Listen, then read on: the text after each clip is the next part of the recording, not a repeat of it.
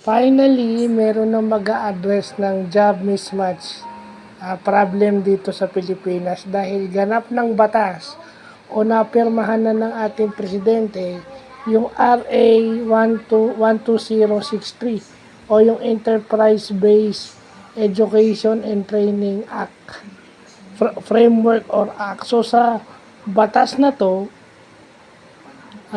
lalo na sa senior high school, para sila maging employable, tinuturuan na sila ng industry specific skill, no?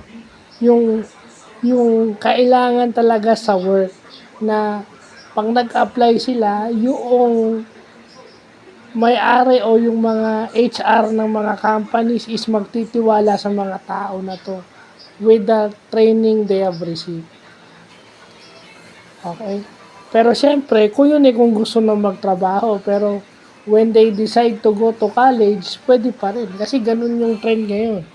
You could either go to college or work immediately after finishing your senior high school. Sinasabi nga na babawasan daw yung mga subjects sa senior high dahil mas pagtutuunan ng pansin yung on-the-job training, which is good. Kasi doon na nila ma-apply yung natutunan nila sa enterprise-based education and training. So, halimbawa, ABM ka, Accountancy and Business Management. So, yung skills mo sa accounting, whether managerial or accounting or financial accounting or basic accounting yan, didikdikin ka dyan kasi yan ang kailangan. Didikdikin ka dyan, yan ang kailangan talaga sa industry. No? Kahit hindi ka pa kumukuha ng CPA exam, train ka na sa ganyan hanggang sa maging ganap ka ng CPA if ever, di ba? Which is a good important thing. Bago ka pa maging CPA, tinitrain ka at an early age. So, yun yung silbi ng enterprise-based education and training. Yung kailangan talaga sa enterprise, yung ituturo sa'yo.